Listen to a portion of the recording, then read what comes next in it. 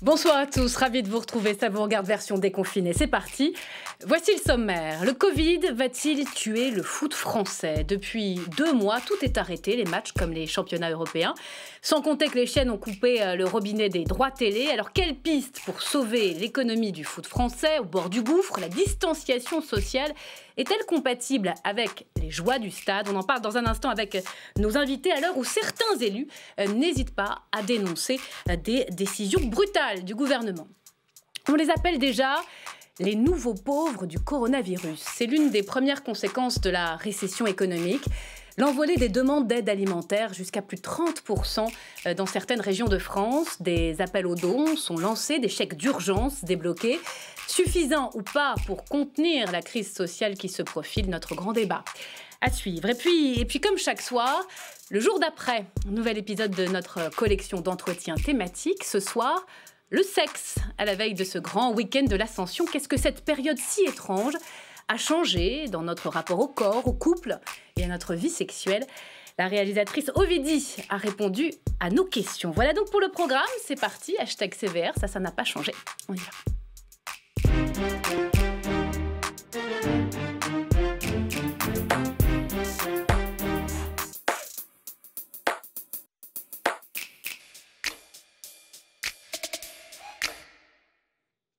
Et bienvenue à vous, chers téléspectateurs. Merci d'avoir choisi LCP. Même les parlementaires ne comprennent pas les décisions du gouvernement sur le foot français, depuis que le Premier ministre leur a annoncé ça.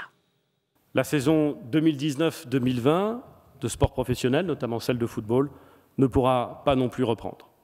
Alors depuis hier, ils sont plusieurs élus, notamment au Sénat, à interpeller la ministre des Sports. Mais pourquoi diable cette décision aussi radicale? Le choix de mettre un terme à la saison Ligue 1 est-il judicieux alors que nos voisins allemands redémarrent? Bonsoir Sacha Houlié. Bonsoir. Et merci d'être en direct sur ce plateau. Vous êtes député La République En Marche de la Vienne, fan inconditionnel de l'Olympique de Marseille et l'auteur d'un rapport avec l'ancienne ministre des Sports Marie-Georges Buffet, publié aujourd'hui sur Le Monde des supporters. On en dira un mot au cours de notre discussion. Face à vous, Karim Nedjari, bonsoir. Bonsoir. Et bienvenue sur LCP. Vous êtes directeur éditorial sport du groupe Webedia, journaliste et consultant à la chaîne L'Équipe. On va parler donc de cette manière dont le gouvernement gère cette crise sanitaire dans le foot français. Mais d'abord, le regard de Blacko sur ce qui se trame dans le foot à l'heure du Covid. C'est, si j'ai bien compris, le voilà Blacko dans sa bibliothèque. C'est parti.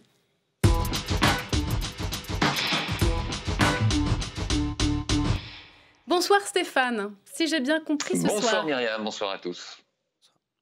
Si j'ai bien compris Myriam, on se demande bien pourquoi le gouvernement a décidé d'annuler le championnat de France de football. C'est tellement incompréhensible, vous l'avez dit, qu'il y a même 2 sénateurs qui ont écrit un courrier à la ministre pour lui demander des explications. Et c'est vrai qu'on a du mal à comprendre. En Espagne, en Italie, en Angleterre, les joueurs ont repris l'entraînement.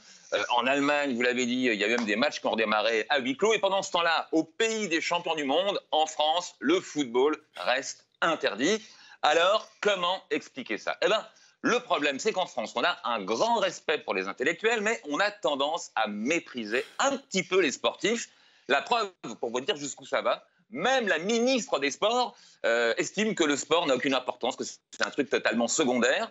Je vous montre un article de l'Équipe où elle s'est exprimée fin avril en disant « Le sport ne sera pas prioritaire dans notre société ». J'en reviens pas, c'est quand même curieux ce mépris du sport pour une ministre des Sports. Enfin bon, je comprends, avec le virus, la priorité des priorités désormais, c'est la santé des Français. Oui, mais justement, le sport c'est bon pour la santé. Non mais ça, il faut le savoir. Il y a une étude américaine qui a été publiée dans Le Parisien début janvier, regardez, 30 minutes d'activité par jour, 20% de risque de cancer en moins. Alors que peut-être que le gouvernement devrait peut-être un peu revoir l'ordre de ses priorités. Prenons un exemple. L'Opéra de Paris, par exemple, il touche 95 millions d'euros de subventions chaque année. La Fédération française de football, elle, touche 4,5 millions. Alors voilà, c'est une question de priorité. Qu'est-ce qui est prioritaire? Est-ce que c'est les soirées en smoking du tout Paris qui brille et qui pétille? Ou est-ce que c'est une activité sportive avec plus de 2 millions de licenciés, 400 000 bénévoles? Bon, chacun aura sa réponse sur cette question, j'imagine bien. Mais pour vous inciter à ne pas être trop sévère avec le football, je voudrais laisser la parole à un prix Nobel de littérature qui nous donne son avis sur le football, Albert Camus. Le peu de morale que je sais Je l'ai appris sur les scènes de théâtre et dans les stades de football, qui resteront mes vraies universités. Alors, vous voyez, c'est pas moi qui le dis, hein. On apprend plus de choses sur un terrain de foot que sur les bancs de l'école. Donc, vu que l'école a repris, on pourrait peut-être reprendre le championnat. Merci Stéphane, vous restez avec nous. Karim Nedjari, avant de nous dire si le gouvernement a pris des bonnes décisions dans le foot face au Covid, je voudrais qu'on essaye de faire un état des lieux sur cette crise que traverse le foot français. Le virus, il est venu frapper un secteur qui était déjà en crise. Le football français trimballe depuis des années un déficit énorme, structurel. Aujourd'hui, il y a des vrais problèmes. Il y a une espèce de dépendance des droits télé. Donc cette crise-là est venue frapper de manière conjoncturelle déjà un secteur qui était en danger structurellement. Donc, comme on a arrêté un petit peu brutalement le football français, les chaînes de télévision ont décidé de couper le robinet d'argent. Donc c'est à peu près 250 millions d'euros que Canal+ et beIN Sport n'ont pas donné. Si on y ajoute aujourd'hui tout ce qui est sponsor, si on y ajoute les droits d'entrée, si on y ajoute les loges, VIP, tout ça, c'est sans doute un budget de 600 millions d'euros. Donc le football français, qui était au bord du gouffre, est tombé dans le gouffre. Mais il faut bien dire une chose, le gouvernement a pris une décision en mettant la santé en premier. Donc ça, c'est juste, et tout le monde peut le comprendre en France. Le football français est dans cette situation-là à cause de ses dirigeants, ses propres dirigeants, qui n'arrivent pas à s'entendre entre eux. La preuve en est, c'est que là, le gouvernement fait un geste exceptionnel en leur donnant 250 millions d'euros. On va y venir aux aides, oui. Là, ils vont toucher encore quasiment 1 milliard des nouveaux droits d'un groupe sino-espagnol qui va arriver, mais ils n'arrivent pas à se partager entre eux. Ils se divisent tout le temps. Et donc, cette division et cette situation, ils ne le doivent qu'à eux. Pour bien comprendre, qu'est-ce qui fait le plus de dégâts? C'est l'arrêt des droits, des chaînes, ou le fait qu'il n'y ait plus de supporters qui viennent au stade acheter des tickets? Dans les budgets, aujourd'hui, 60%, 70%, c'est les droits télé. Ensuite, la billetterie et tout ça vient juste après. Donc le problème, il y a un problème économique, mais qui est doublé d'un problème populaire. On en parlera après. Évidemment que c'est terrible parce que le football qui s'arrête, c'est une économie. Le football est touché. Ça représente combien de personnes dans cette économie? C'est à peu près 40 000 personnes aujourd'hui qui dépendent du football, sans compter de tout ce qui est bénévolat, tout ce qui compte l'éducateur de banlieue et tout ça, comme tout à l'heure Blacko a expliqué.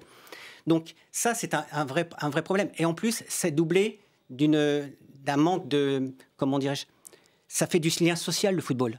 Donc de ne pas lancer le football, ça casse aussi une dynamique. On en parlera tout à l'heure avec les supporters. Les supporters aujourd'hui, il y a la vie de la journée et le week-end. Si vous leur supprimez ce qui passe le week-end, il y a moins de saveur dans la semaine. Et ça, c'est un vrai souci.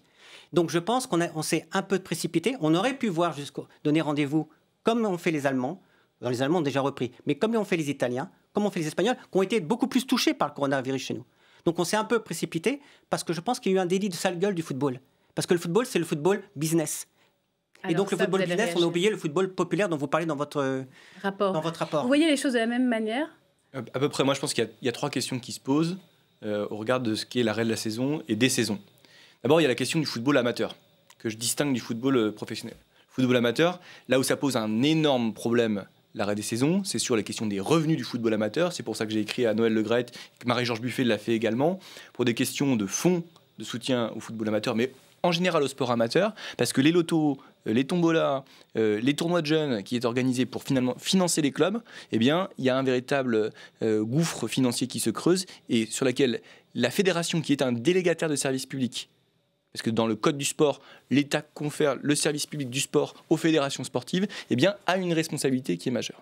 Le deuxième point, c'est celui du football professionnel qui, lui, se subdivise. Le côté économique dont on a parlé, en disant effectivement on arrête avec des problèmes de répartition et avec des dirigeants qui ne sont pas à la hauteur aujourd'hui parce que, alors même si la Ligue a fait de gros progrès ces dernières années et s'est institutionnalisée pour faire notamment des progrès dans le domaine des supporters, mais avec des dirigeants aujourd'hui qui n'arrivent pas à s'entendre et qui préfèrent se chamailler plutôt que s'organiser pour d'abord donc là vous Karim rejoignez Nedjari d'abord se répartir le gâteau qui existe et ensuite trouver de nouvelles ressources. Dans le fonctionnement même du football français au niveau de ces dirigeants. Ça c'est le deuxième point. Et le troisième point, il a trait finalement à l'entourage. Parce qu'une fois qu'on a parlé économie dans le sport professionnel, on a aussi le côté passionnel du sport professionnel. Et le côté passionnel, c'est tout le côté supporter. Et ce qui pourrait motiver, ce qui explique assez justement la décision du gouvernement sur l'arrêt du sport professionnel, c'est parce que un stade qui est vide, un stade qui est à huis clos, c'est pas un stade de football. C'est quelque chose dans lequel il manque une chose qui est majeure, c'est son âme. Et pour le coup, ne pas mettre des supporters dans un stade de football, eh bien, c'est priver de toute une partie du sel de la compétition. Alors, on va continuer la discussion, mais Stéphane, même à distance, et c'est ça aussi, la télé, on va dire, version déconfinée, veut réagir. Stéphane Blakowski. Ouais, j'en étais à l'argumentation de Sacha Oyer sur c'est pas possible parce que l'âme n'est pas dans le stade. Bon, je trouve ça moyen comme argument politique. Bah, demandez aux supporters de football ce qu'ils en pensent. Ouais, moi je pense que les supporters ils seraient ravis de voir des matchs à huis clos et si le championnat pouvait reprendre, ouais, évidemment. Ça, je pense qu'il n'y a pas de souci là-dessus. Moi, je suis sûr du contraire. Je trouve un peu sévère avec le football. Vous dites, ils ne savent pas gérer leur argent, tout vient de la télé, mais ça serait pareil pour le cinéma. Si on prive le cinéma de droit télé, le cinéma s'arrête. C'est un spectacle, c'est normal. C'est un argument économique pour déprécier le football en disant, c'est ce qu'a dit d'ailleurs Sinéaou, il a dit oui, mais en Allemagne, ils ont repris pour des raisons économiques. La manière de dire, ils ont repris pour de mauvaises raisons.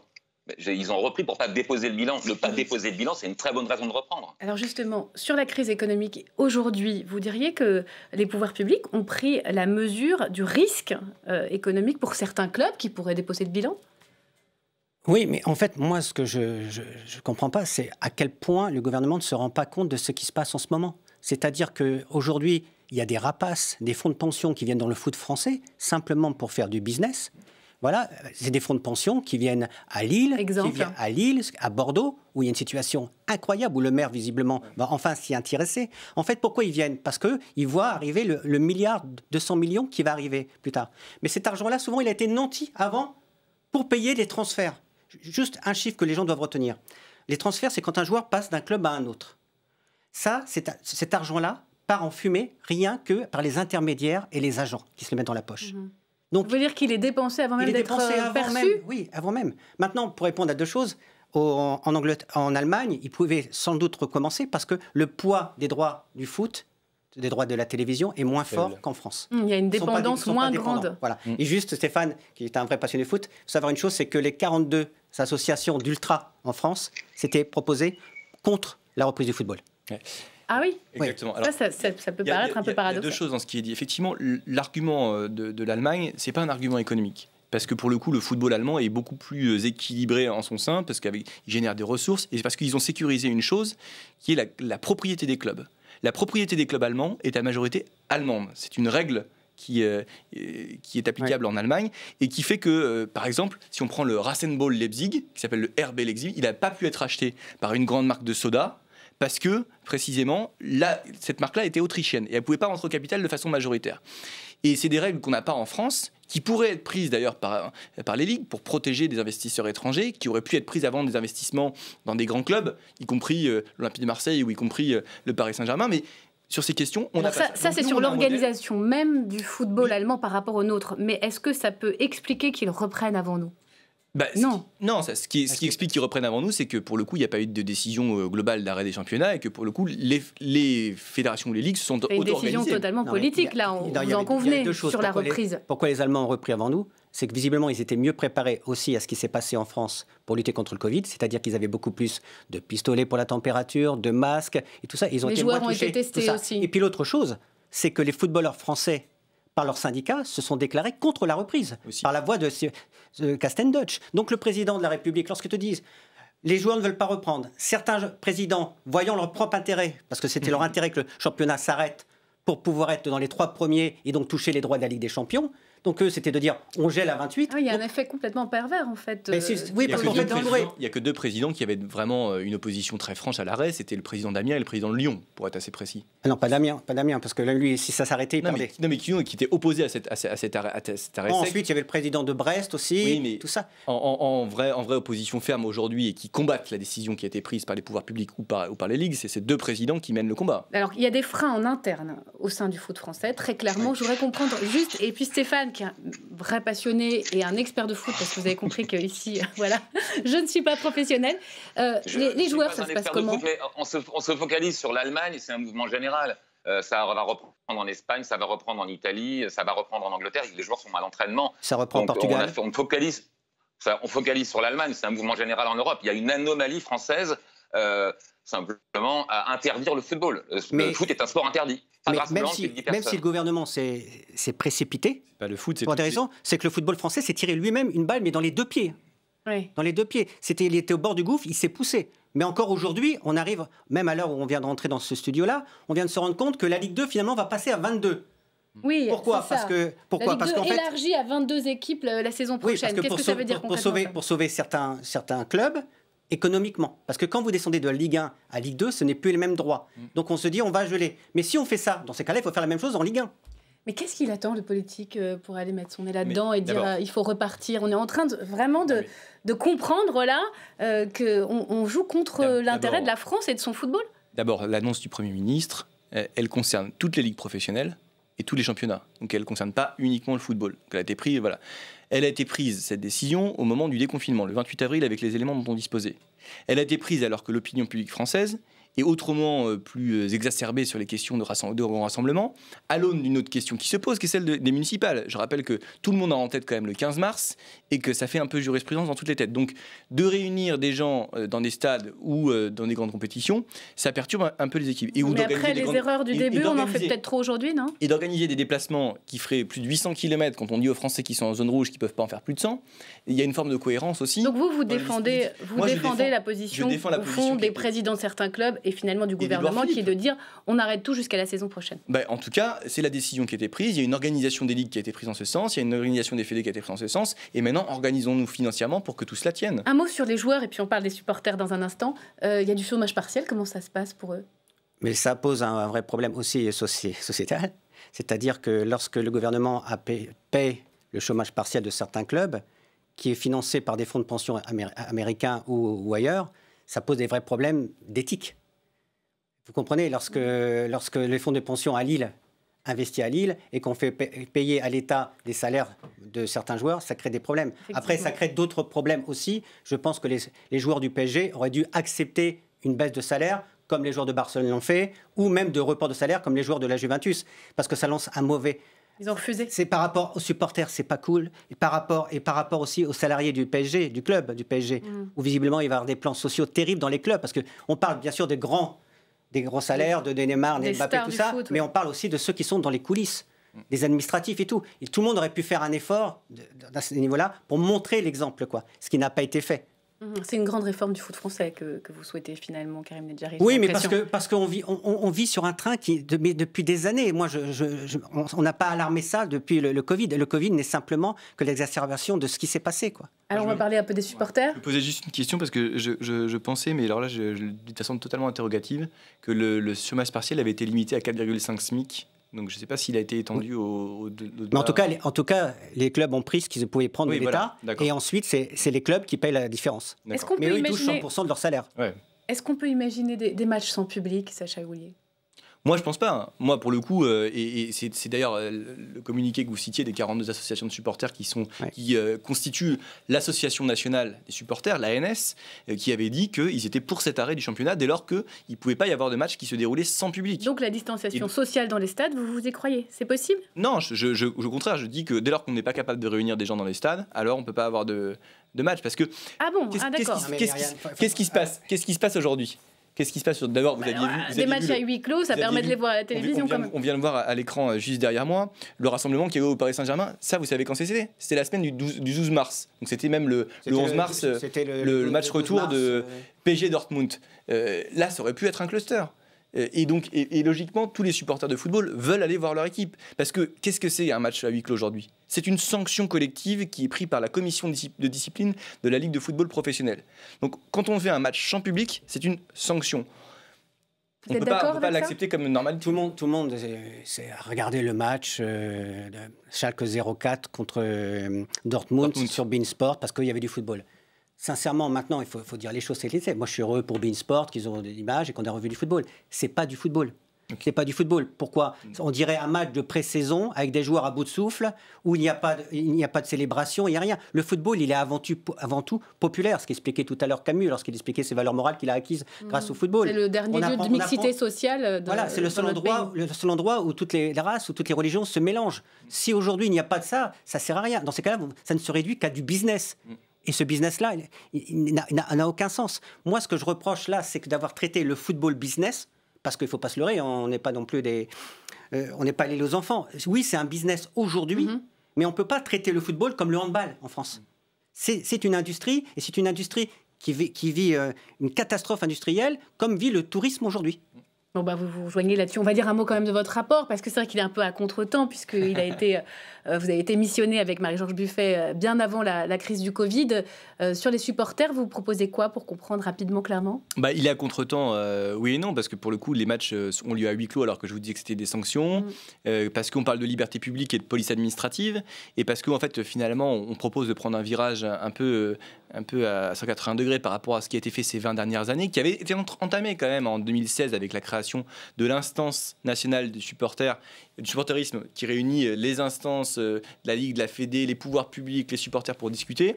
Et on propose de revoir drastiquement le cadre des interdictions administratives. Vous voulez globalement alléger les sanctions sur les supporters. De rendre le principe des déplacements qui sont aujourd'hui trop souvent interdits, de pouvoir légaliser l'usage de fumigènes, de pouvoir interdire les sanctions collectives, de pouvoir lutter plus efficacement avec des fonds d'action contre les discriminations et notamment pas avoir ce qu'on a vu sur l'homophobie, le racisme récemment, ou encore sur créer les maisons de supporters. Dans votre rapport au gouvernement de faire du tout répressif, vis-à-vis que l'attitude du gouvernement soit uniquement fondée sur le tout répressif par rapport aux supporters, mais j'ai l'impression que c'est exactement l'attitude du gouvernement aujourd'hui. On ne se pose pas de questions, pas de discernement, on interdit tout, on fait une interdiction globale et c'est fini. Pour boucler ce débat, le mot de la fin, Sacha Houlié. Au contraire, je pense que justement, la position des supporters est entendue, puisque c'était bien celle qu'ils ont défendue au travers le communiqué qui a été transmis par l'association. Et on vous réinvitera dès que les matchs reviendront, parce qu'ils reviendront avec des supporters, avec du public, et on verra justement ce qui se passe au niveau des fumigènes. Vous avez 5 secondes. 5 secondes, je vais juste te dire que c'est une tartufferie.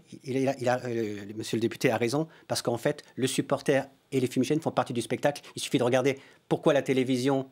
Qu'est-ce que la télévision filme en premier? C'est toujours les spectacles pyrotechniques. Ouais. Donc ça fait partie. Et c'est d'ailleurs pour ça que le Canal a payé moins cher les droits, parce qu'il n'y a plus personne dans les tribunes. Merci. Merci beaucoup. C'est passionnant et vous êtes passionné et c'est agréable parce que ça se transmet. Merci beaucoup. Merci Stéphane d'avoir participé avec moi à ce débat. On va parler...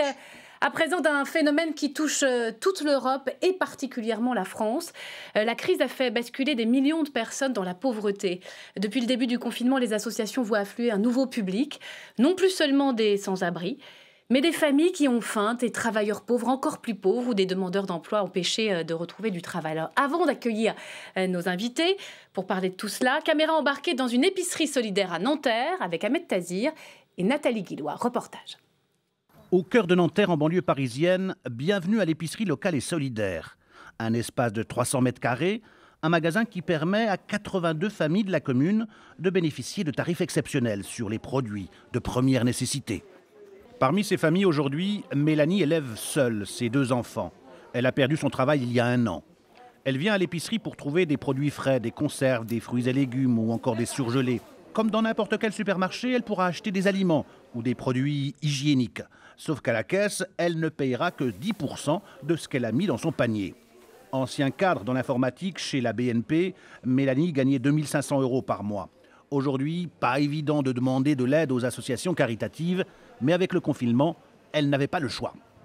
Si j'avais pas été à l'épicerie, je pense que j'aurais pas pu passer le confinement. Oui, sincèrement. Ça a été un coup dur parce que du coup, on se retrouve avec les enfants. Donc effectivement, moi, ils vont à la cantine. À la cantine, je paye 20 € pour 6 semaines. Et d'un coup, je me retrouve à payer 4 repas pour les enfants de toute la journée. Et je les ai gardés 3 semaines non-stop. Donc au bout d'un moment... Et ici, l'épidémie agit comme un cercle vicieux. Mélanie a bien tenté de retrouver du travail, mais la crise sanitaire l'empêche de reprendre un poste.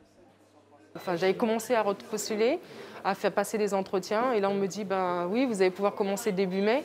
Et début mai, les enfants ne vont pas à l'école parce qu'ils ne sont pas dans la tranche d'âge qu'il faut. L'école, c'est à partir du 25 mai. Donc voilà, je suis obligée de dire non, je ne peux pas, on passe à quelqu'un d'autre. Depuis le début du confinement, les ONG voient affluer un nouveau public de personnes démunies. Non plus seulement des sans-abri, mais des travailleurs précaires, appauvris par le confinement. Ce sont des personnes qui, effectivement, ayant une forte baisse de revenus, à cause du confinement. Alors, c'est des gens qui ont des boulots au noir ou des femmes de ménage, mais leur employeur ne les a pas déclarés en chômage partiel. Ils ne savent pas quand ils vont retrouver. C'est des gens qui avaient des activités indépendantes. On a eu ici des consultants, mais qui n'ont plus le moindre activité. Et comme ils démarraient dans la profession, ils sont complètement coincés. Ils viennent à l'épicerie. Mais ils viennent à l'épicerie pour survivre le temps qu'ils reprennent. Alerté par la situation, le gouvernement a prévu de verser ce mois-ci une aide d'urgence de 150 € par famille bénéficiaire du RSA ou de l'allocation de solidarité spécifique. Insuffisant, répond François Soulages. Ridicule, pas assez, c'est pas suffisant, trop tardive et insuffisante et ponctuelle. On nous aurait dit, on vous accorde 150 € par mois. Là, on commençait à réfléchir en disant, ça c'est intéressant, mais 150 € d'un coup, c'est largement pas suffisant. Nous, on sauve des gens. Parce que si on ne fait pas attention, il y a des gens qui vont crever de faim. Je peux vous dire que dans cette ville de Nanterre aujourd'hui, il y a des gens qui ne mangent pas à leur faim. Les responsables avertissent, on arrive à saturation, la demande est très forte, l'équilibre budgétaire risque de ne plus tenir dans les semaines à venir à cause de la crise sanitaire. En attendant, Mélanie et ses 2 enfants s'affairent dans le nouveau potager. Un jardin collaboratif qui permettra au magasin de ne plus dépendre des dons et de proposer des légumes frais cultivés sur place. Venez, on va regarder, montrez-moi la salade. Voilà, face à cette crise sociale qui se profile comme étant d'ampleur, eh bien, ce sont les élus locaux qui sont en première ligne. Bonsoir, Olivier Becht. Merci d'avoir accepté notre invitation. Vous êtes député UDI Agir du Haut-Rhin. Votre ville, Mulhouse, évidemment, a payé un lourd tribut depuis le début du Covid. Elle est aujourd'hui particulièrement touchée par cette nouvelle pauvreté. Vous allez nous en parler, tout comme votre département, la Seine-Saint-Denis. Bonsoir Stéphane Peu. Bonsoir. Vous êtes député communiste. Merci d'être là. Et puis en duplex, via Skype, nous attend Yves Mérillon. Bonsoir.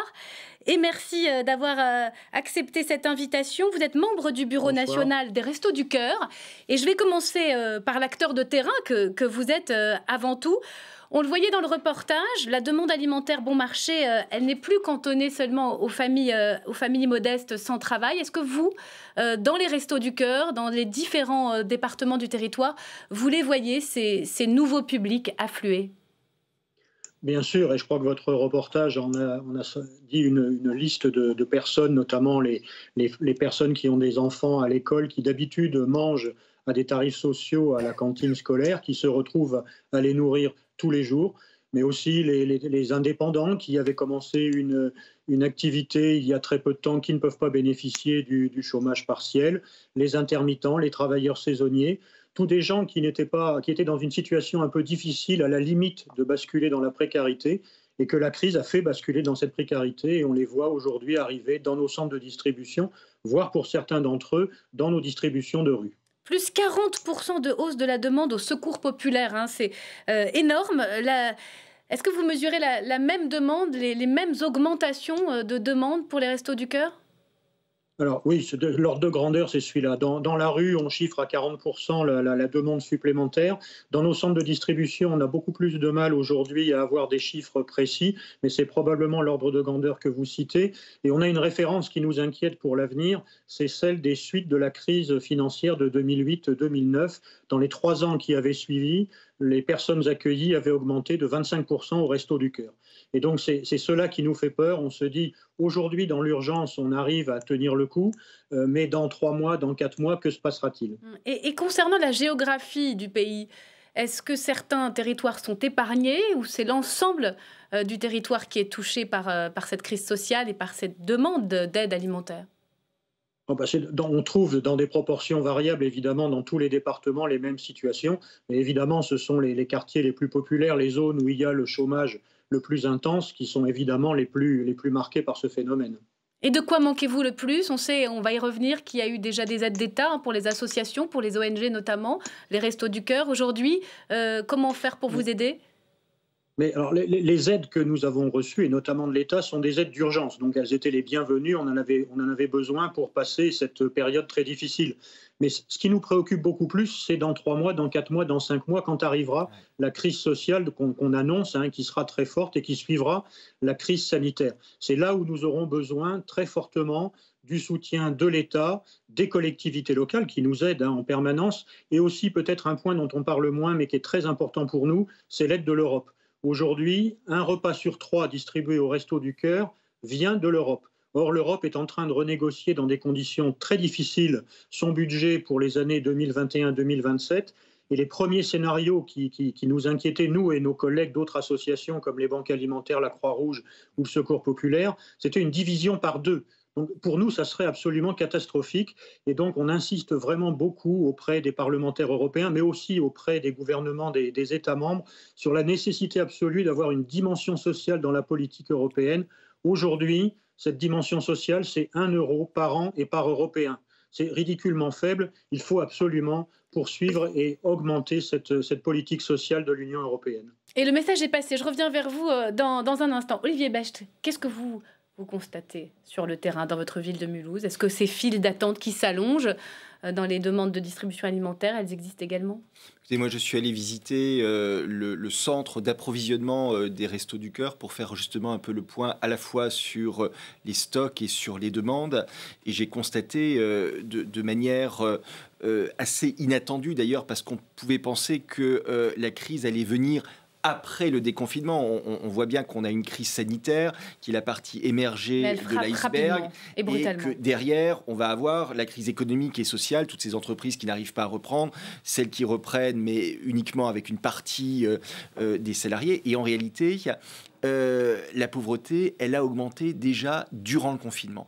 Et sur le terrain, on a constaté effectivement plus 30% de demandes aux Restos du Cœur au moment même où les stocks des Restos du Cœur étaient à 50% de leur capacité. C'est-à-dire qu'on est dans une situation extrêmement tendue avant même que cette crise économique et sociale ne montre tous ses effets, c'est-à-dire avant même que le chômage partiel ne s'arrête. On sait que c'est une date qui est très exactement. Nous sommes encore en situation de chômage partiel, au moins jusqu'à la fin du mois de juin, et nous avons derrière, alors bien sûr pour le secteur du tourisme ce sera un peu plus long, le gouvernement a donné des assurances jusqu'au mois de septembre, mais nous avons beaucoup d'entreprises qui sont aujourd'hui en situation d'attente.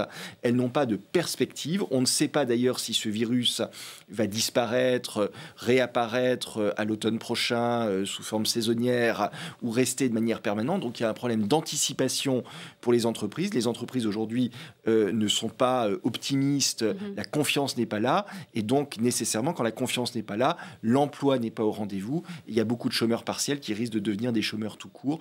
Et c'est extrêmement préoccupant pour la situation sanitaire et sociale de notre pays. Alors on va venir aux mesures et aux dispositifs. Qu'est-ce qu'il faut faire? Vous allez nous décrire quand même, Stéphane Peu, ce qui se passe en Seine-Saint-Denis, parce que c'est particulier aussi la Seine-Saint-Denis. Il y a des appels aux dons. Qu'est-ce qu'on fait déjà quand on est un élu de terrain et qu'on voit cette vague monter? Qu'est-ce qu'on peut faire pour aider les gens? D'abord, pour ce qui me concerne, j'ai participé tous les week-ends à des distributions. Il y a beaucoup d'associations de jeunes dans les quartiers qui se sont mobilisés, qui ont changé leur activité traditionnelle pour faire de la distribution, qui ont su aussi s'adapter à des publics qui n'avaient pas l'habitude d'aller chercher des colis alimentaires et pour qui l'anonymat, le fait que le colis puisse être déposé devant la porte, qu'il ne se montre pas dans une file d'attente était quelque chose... Exemple, les travailleurs indépendants, notamment... Des gens au chômage partiel. Il y a aussi des... Enfin, vous savez, il y a eu beaucoup de drames dans cette période et ça continue. Il y a les gens qui avaient le chômage partiel et qui avaient une perte de revenus. Il y a les indépendants qui n'avaient plus de revenus du tout. Il y a des intérimaires, on en parle assez peu, mais beaucoup d'intérimaires qui ont vu les contrats d'intérim stopper le 15 mars et pas d'inscription à Pôle emploi, donc zéro revenu.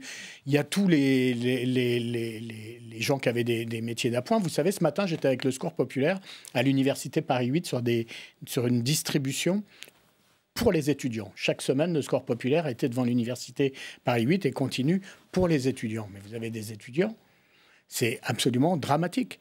Des étudiants qui faisaient du babysitting pour arrondir leur fin de mois, qui font plus de babysitting, qui faisaient des extras dans les restaurants ou dans des commerces qui ne font plus d'extras et qui n'ont plus rien. Alors, il y a eu l'aide de 200 €, mais qui est une aide en une seule fois et en plus pour les gens de moins de 25 ans et une université comme Paris 8, il y a beaucoup d'étudiants salariés qui parfois ont plus de 25 ans et n'ont pas touché l'aide de 200 €. Si vous le voulez bien, je voudrais qu'on arrive aux solutions, même si évidemment vos témoignages sont précieux pour prendre la mesure de ce qui se passe et de ce qui monte dans le pays. Il y a déjà des dispositifs d'aide aux plus modestes qui ont été mis en place. La trêve hivernale a été prolongée pour empêcher les expulsions locatives. Il y a eu 7 € par jour et par personne pour les sans-abri, 150 € plus 100 € s'il y a un enfant à charge pour tous les bénéficiaires du RSA et de l'ASS, et ces fameux 200 € dont vous parliez pour les étudiants qui ont perdu leur travail. On entendait dans le reportage ce monsieur du secours alimentaire qui disait « mais 150 €, c'est pas suffisant ». Non, c'est pas bon. D'abord, c'est pas suffisant parce que c'est en une seule fois, et en fait, la situation, malheureusement, elle est pérenne. Ça va faire maintenant bientôt 2 mois qu'on est dans cette situation, et ça se prolonge, et la reprise va pas se faire. Il y a la question qui était évoquée par le responsable des Restos du Cœur et qui m'a été signalée par le Secours populaire de l'aide européenne. Aujourd'hui, la plupart des associations caritatives fonctionnent sur les stocks de la communauté européenne. Et aujourd'hui, ce matin, dans les entrepôts du Secours populaire à Romainville, il restait que 10% de l'aide qui, normalement, doit aller jusqu'à la fin 2020. Donc, ça veut dire que dans 15 jours, il n'y a plus rien. Et pour l'instant, il n'y a pas de réponse du côté de la communauté européenne pour savoir s'ils vont débloquer une aide d'urgence ou pas. Qu'est-ce que vous faites ? Il y a des questions d'aide d'urgence. Vous faites quoi ? Un appel aux dons ? Vous dites au gouvernement d'amplifier l'enveloppe ? Moi, je pense qu'il faut amplifier le filet social.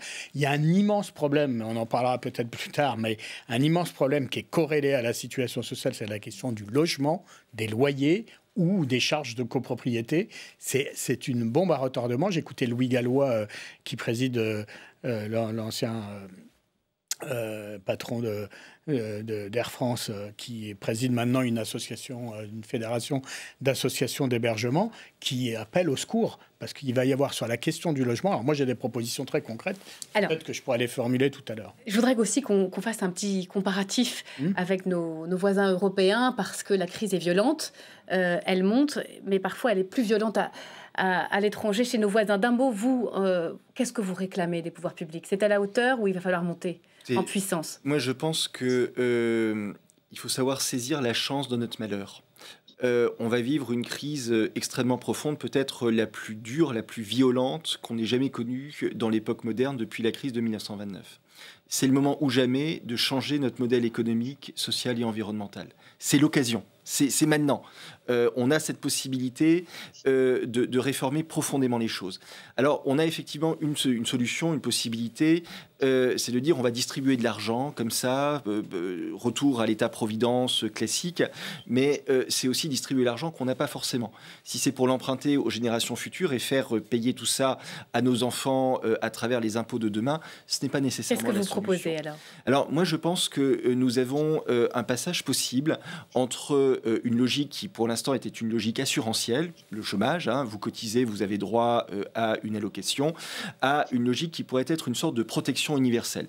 On pourrait garantir un revenu universel à chaque personne. Alors, un revenu, mais peut-être attaché à un contrat à durée indéterminée. Et dire à quelqu'un, vous avez des compétences, ces compétences, elles correspondent à un CDI, nous vous garantissons un CDI qui peut être portable avec un revenu associé.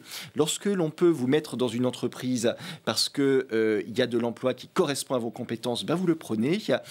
Mais si vous n'en avez pas cette possibilité, eh bien, nous vous garantissons ce revenu, mais en contrepartie, nous vous demanderons de faire une formation qui permet d'adapter vos compétences aux besoins du marché, ou alors éventuellement des missions d'utilité sociale, de l'engagement associatif, c'est-à-dire une contrepartie à la solidarité. La contribution pour le monde d'après qui est aujourd'hui est sur la table. Bonsoir Géraldine Wössner. Et merci d'être avec nous depuis votre domicile, j'imagine. Vous êtes chroniqueuse dans cette émission. Ce sont évidemment les contraintes sanitaires de sécurité qui nous l'imposent, malheureusement. On aurait bien aimé vous avoir physiquement avec nous. Vous êtes journaliste au Point, je le rappelle. Est-ce qu'on est mieux lotis dans cette période avec ces aides sociales ou moins bien que nos voisins européens ? Bon, écoutez, c'est vrai que ça ne va pas soulager ceux qui font la queue aujourd'hui devant les banques alimentaires, mais oui, la situation, il faut en avoir conscience, est bien pire dans la majorité des autres pays du monde. L'Europe, finalement, c'est le continent qui s'en sort le mieux. La Fédération européenne des banques alimentaires, qui regroupe 29 pays, estime que la demande pour de la nourriture d'urgence a augmenté ces 2 derniers mois de 20 à 25%. Donc oui, c'est beaucoup, mais ça a été vraiment limité par notre filet social, le chômage partiel, qui n'a pas été partout au même niveau. La France a vraiment été la plus généreuse. En Angleterre, par exemple, beaucoup de gens avaient des petits jobs. Il était que de 70%. Le chômage partiel est plafonné avec des plafonds très bas. Les demandes là, pour l'aide alimentaire, elles ont explosé, plus 60%. En Allemagne, le chômage partiel, il était aussi de 60% du salaire. Et dans un pays où il y a 8 millions de petits jobs, la bascule dans la pauvreté s'est faite très vite et on a vu revenir, exactement comme en France, des familles qui ne pouvaient pas payer 3 repas parce qu'il n'y avait plus non plus de cantine. Donc la situation reste difficile, mais maintenant on le sait et vos invités l'ont très bien dit, le pire en Europe, il reste à venir avec la crise sociale. Et comment ça se passe dans les pays qui n'ont pas justement ce chômage partiel, cette indemnisation du chômage partiel comme les États-Unis ? Aux États-Unis, très mal. Pendant cette crise, imaginez 36 millions d'Américains ont perdu leur emploi, se sont retrouvés au chômage d'un coup en 2 mois. Le taux de chômage a explosé, il va frôler les 20% au mois de mai. Alors, des aides ont été votées, 600 $ par semaine pour tous les chômeurs. Ça paraît beaucoup pour nous, 600 $ par semaine, sauf qu'aux États-Unis, dans des villes comme New York ou Los Angeles, ça ne permet pas du tout de vivre. Les loyers sont délirants. Il faut payer son assurance santé, ses factures. Donc là, la demande pour de l'aide alimentaire a vraiment explosé. Elle a doublé dans certains endroits, au point qu'on commence à se dire que le plan massif de 2200 milliards d'aides votées par Donald Trump risque de ne pas suffire. Alors même si les États-Unis ont faim, imaginez un peu le reste du monde, un demi-milliard d'Indiens qui vivaient dans les villes, qui avaient besoin de leur salaire journaliers pour manger, se sont jetés sur les routes pour rejoindre la campagne, un exode comme on n'en avait pas vu depuis l'indépendance. Ça a été, dans énormément de parties du monde, ça a été extrêmement difficile. On pense à l'Afrique, à l'Amérique du Sud. Les Nations Unies estiment d'ailleurs que le nombre de gens qui souffrent de la faim, directement de la faim, va doubler d'ici la fin de l'année à 265 millions de personnes. Et ce qui est très triste, Myriam, c'est que celle-là, c'est une faim silencieuse, une faim invisible. Il n'y a pas de médias dans ces pays, il n'y avait pas de médias dans les bidonvilles qui se sont retrouvés enfermés par le confinement, sans nourriture. Et pour beaucoup, dans ces pays-là, la faim va tuer plus que le Covid. Merci. Merci Géraldine, ça fait froid dans le dos, ce tour d'horizon. On n'est pas forcément moins bien lotis que les autres, même si effectivement le plus dur reste à venir. Vous restez avec nous, ça va vous intéresser parce que c'est l'heure de la chronique de Thomas Després pour sa journée à l'Assemblée. Thomas qui s'est plongé dans les coulisses du monde politique d'après. Thomas, alors que mijote le président? Remaniement, consultation des Français? Il est où Thomas aujourd'hui? Bonsoir Myriam, j'étais en train d'étudier les différentes options institutionnelles qu'a Emmanuel Macron pour l'après-crise Covid-19. Je vais vous raconter tout ça.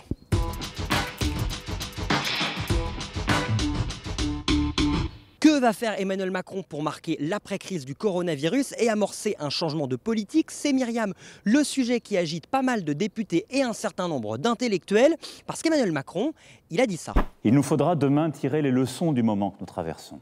Alors que faire pour amorcer un éventuel changement de cap du président? Plusieurs options seraient à l'étude, un remaniement, un gouvernement d'union nationale, un référendum ou encore une dissolution de l'Assemblée nationale, comme le propose un ancien conseiller du président de la République. Alors qu'en pensent les députés des différents partis? Avec Rabika, cet après-midi, on est allé à leur rencontre. Qu'est-ce qu'il faut faire pour marquer le début du monde d'après? Je ne suis pas sûr que ça se passe avec Emmanuel Macron, le monde d'après.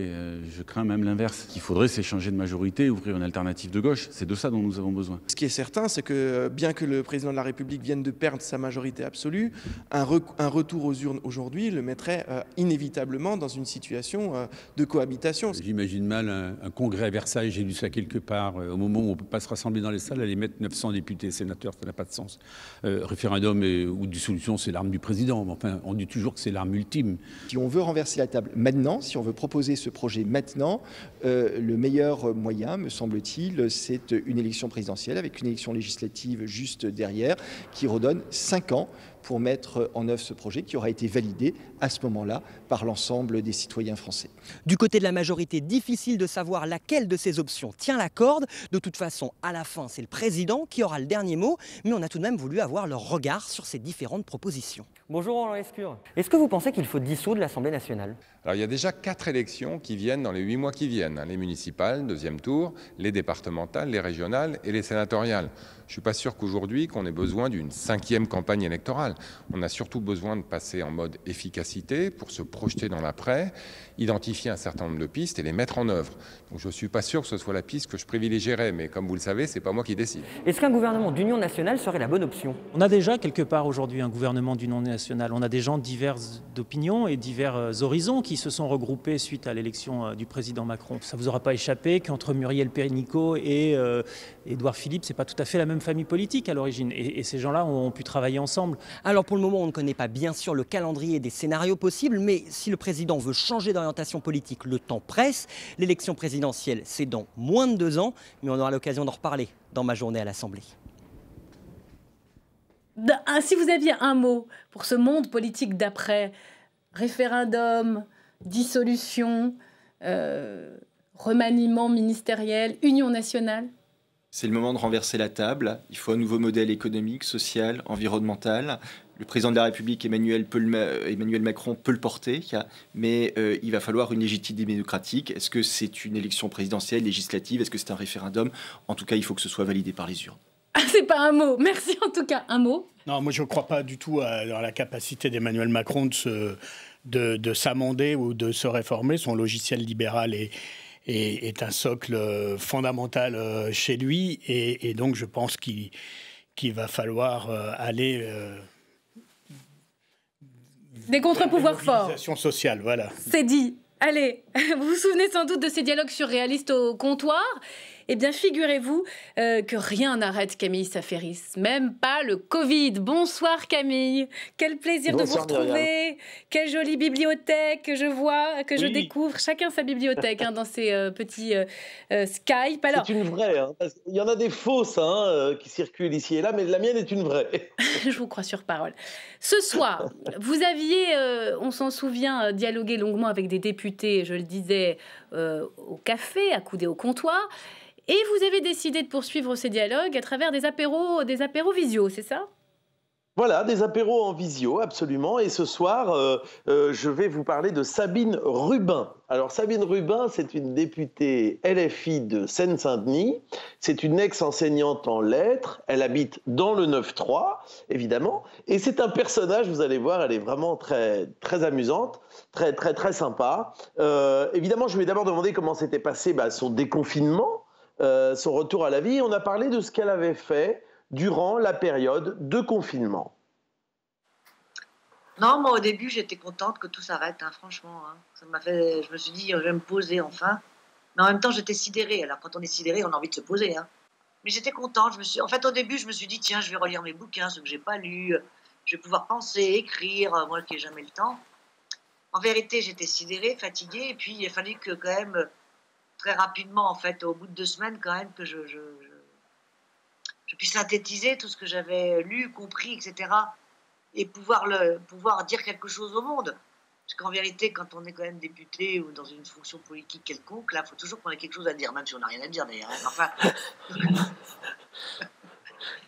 Rien de plus intelligent que les autres. Oui, voilà, quand on est député, il faut dire quelque chose de plus intelligent que les autres. C'est souvent ça le problème.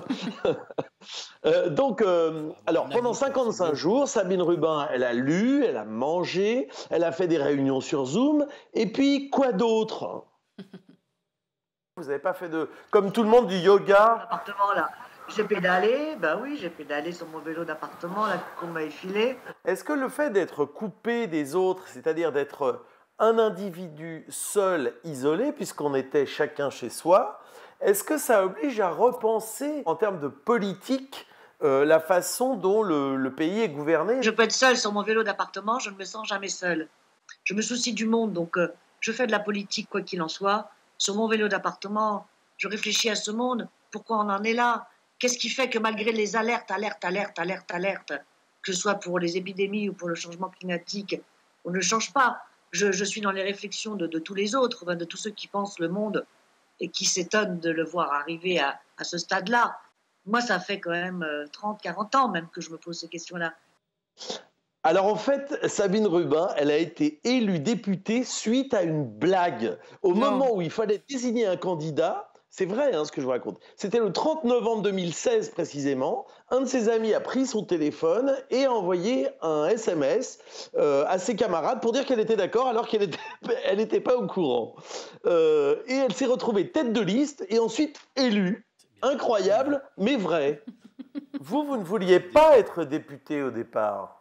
Non, je veux toujours pas d'ailleurs, enfin là j'assume. Mais vous n'aviez pas envie d'être député et si vous pouviez, vous ne le seriez pas? Je regrette pas l'expérience. En termes d'apprentissage personnel, de construction d'une pensée vive, prendre la parole c'est difficile, vous voyez, ça, du coup c'est un peu comme j'ai un oral de répétition. Bon voilà, j'acquiers des compétences comme si je voulais devenir danseuse, vous voyez, un truc comme ça, quoi, j'exerce. Mais la fonction en tant que telle, non, c'est ridicule, surtout à l'heure actuelle. Voilà. Et puis je pense qu'il y a des gens, tant qu'à faire de la politique, si c'est simplement être un bon orateur, qu'on le donne aux gens qui ont des compétences dans ce domaine-là. Si la politique, c'est faire des belles phrases et de la rhétorique, bon, il faut que je prenne des cours avant et je me représenterai peut-être après. Mais je pense qu'on peut faire de la politique, vous voyez, du quotidien, moi, la politique du quotidien, moi, je vous dis, c'est tous les jours. Voilà. C'est incroyable. Vous arrivez, Camille, à chaque fois à faire sortir des choses de nos députés. C'est incroyable. Il y a toujours des perles. J'espère que vous vous prêterez au jeu de Camille Saferis. Avec plaisir. Avec grand plaisir. Attention, c'est risqué. Merci. Avec grand plaisir. Merci, messieurs. On termine comme promis avec le jour d'après, épisode un peu particulier ce soir à la veille de ce grand week-end de l'Ascension. La réalisatrice Ovidie va nous expliquer en quoi finalement cette période si étrange a pu modifier notre rapport au corps, notre rapport au sexe, également le jour d'après. C'est tout de suite.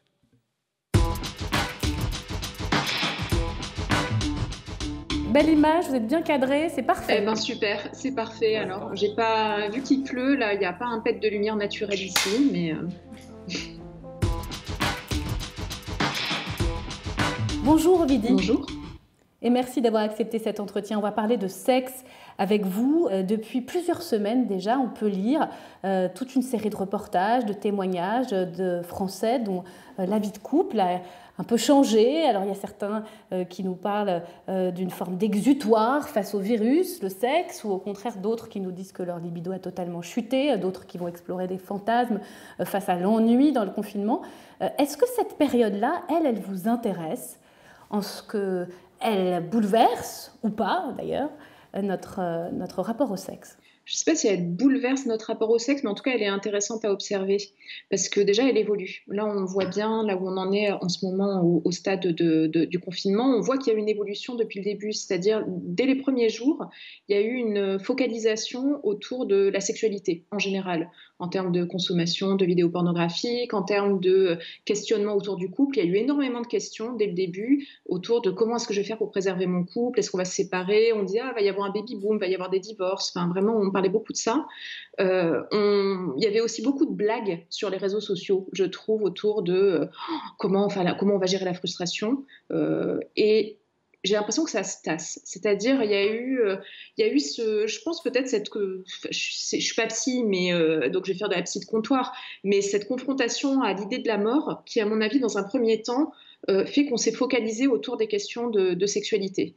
Notre première question, c'était pas est-ce qu'on va être au chômage, est-ce qu'on va perdre notre travail, est-ce qu'on va perdre nos proches, ça va être comment je vais faire pour baiser. Voilà. Et là, on constate quand même un tassement autour de ces questions-là. Déjà parce que pour un certain nombre de couples, le confinement a fait ressortir, je dirais pas des difficultés, mais je dirais carrément des situations vraiment très problématiques, voire toxiques, puisque là on se retrouve confinés, on est tout le temps ensemble. Alors on parle beaucoup des disputes qui éclatent, mais on a parlé quand même pas mal des violences conjugales, mais on parle finalement assez peu des violences sexuelles. C'est-à-dire on parle des violences au sein du couple, mais le terme violence sexuelle, le terme viol, etc., il est très peu prononcé, je trouve, alors que pourtant il semble que c'est la suite logique de ces violences-là. C'est-à-dire concrètement, à l'heure actuelle, on a certains couples qui sont enfermés ensemble avec l'impossibilité de s'extraire du lieu de vie,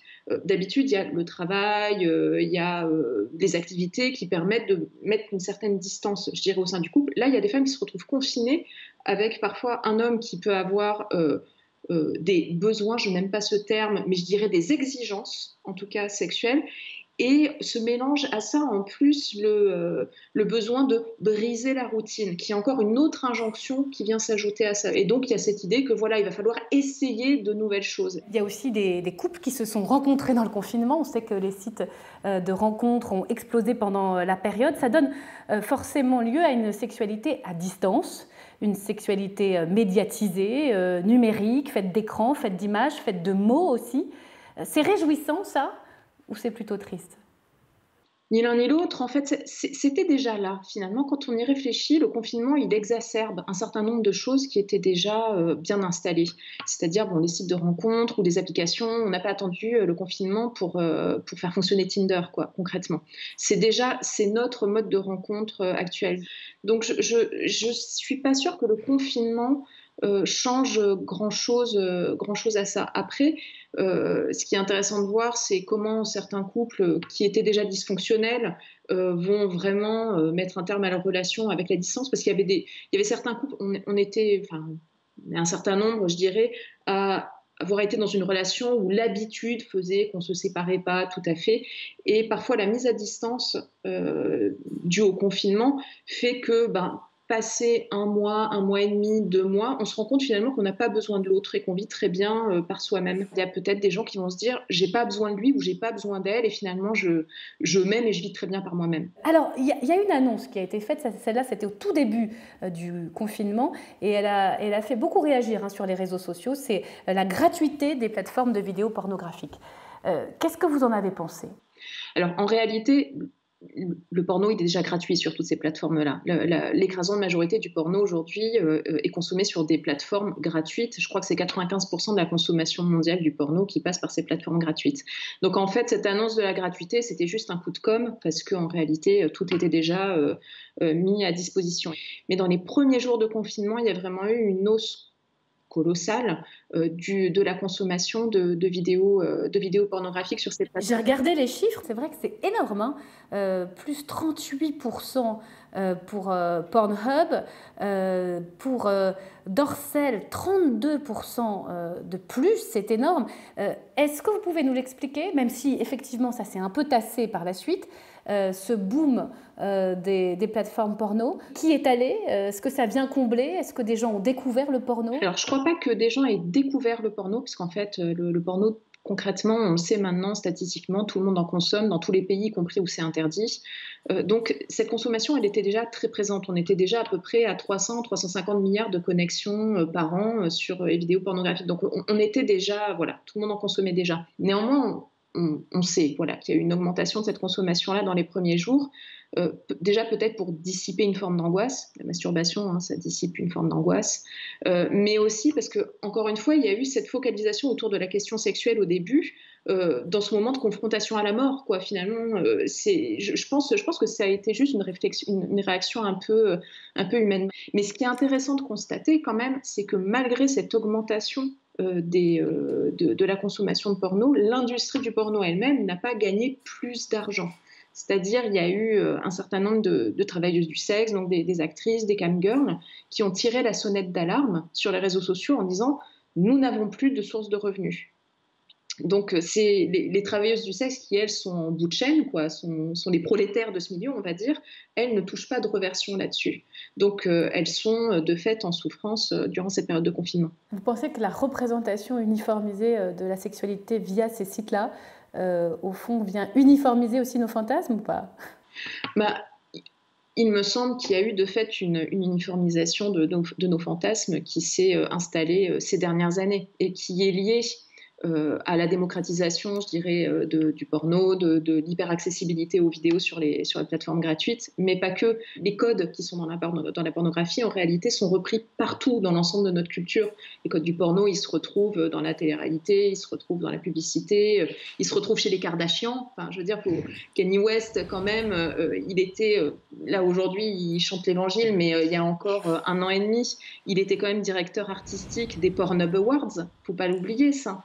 Donc on est quand même, cette porn culture, elle existe bien au-delà des frontières du porno. Donc de fait, ça a une influence sur nous. Ce qu'on voit dans les séries, dans les pubs, ça a une influence sur nous. Donc évidemment que ces codes-là, ils ont fini par rentrer dans notre intimité. Alors justement, sur les rapports hommes-femmes, quand ces verrous du confinement vont sauter, comment vous voyez les choses? Est-ce qu'on va se jeter les uns sur les autres dans une forme voilà, d'orgie de sexe? Est-ce qu'on aura envie de se toucher, de s'étreindre? Ou au contraire, vous parliez de normes du porno tout à l'heure, il y a une forme de norme qui est en train d'être intériorisée dans ce confinement, la distanciation sociale, une espèce de peur de l'autre. Et donc on prendra son temps avant de faire de grandes retrouvailles. Je ne sais pas. Déjà, je ne suis pas Madame Soleil, je ne sais pas ce qui va se passer, mais je ne suis pas certaine qu'on se rejette les uns sur les autres, ou alors peut-être le premier jour, le deuxième jour, mais pas à long terme.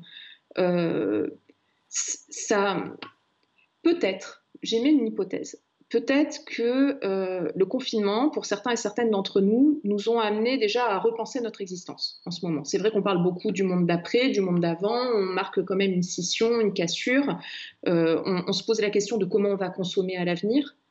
Peut-être que ça va nous amener aussi à nous poser la question de comment on va consommer, entre guillemets, le sexe à l'avenir aussi. Peut-être qu'il y a des gens qui vont se dire, ouais, peut-être que finalement, je ferais mieux de consommer une pornographie un peu plus éthique ou ce genre de choses. On ne sait pas. Qu'est-ce que vous voulez dire par pornographie éthique? Qu'est-ce qui serait souhaitable? Déjà une pornographie qui ne passe pas par des sites, je dirais, qui frisent avec l'illégalité, qui ne respectent pas le droit à l'image, qui ne mettent pas en ligne des vidéos piratées, qui ne mettent pas en ligne des vidéos de revenge porn, des sites sur lesquels on ne trouve pas de vidéos avec des mineurs. Ce qui est quand même le cas, on le sait maintenant, de certaines plateformes pornographiques qui ont pignon sur rue, qui font des grands communiqués de presse régulièrement et qui balancent certains chiffres. Et on sait bien que certaines vidéos de revenge porn avec des adolescentes traînent là-dessus. Merci beaucoup, merci Ovidie d'avoir répondu à nos questions. Et à bientôt. À bientôt. Et ainsi s'achève cette émission. Ça vous regarde. Faites une pause pour ce grand week-end de l'Ascension. Toute l'équipe vous le souhaite le meilleur possible, ce grand week-end. Profitez bien. À mardi.